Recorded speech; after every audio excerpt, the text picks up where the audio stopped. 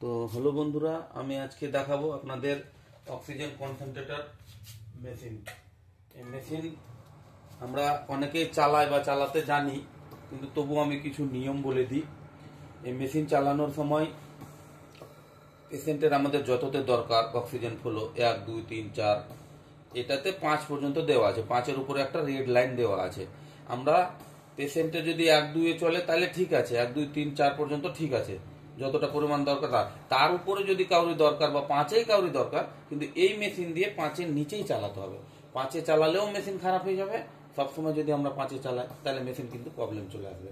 তার জন্য আমাদেরকে 5-এর নিচেই চালাতে হবে।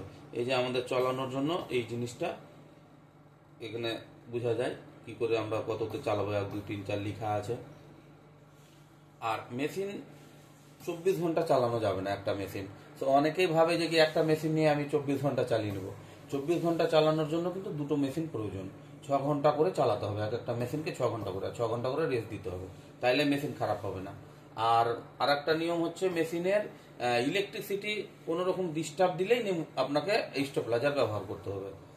যদি ভোল্টেজের ডিস্টার্ব দেয় বা বারবার লাইন যাওয়া আসা করে, তাহলে এর ফিউজ মার খেয়ে যায়, এর মধ্যে সার্কিট আছে, সেই সার্কিটগুলো মার খেয়ে যায়।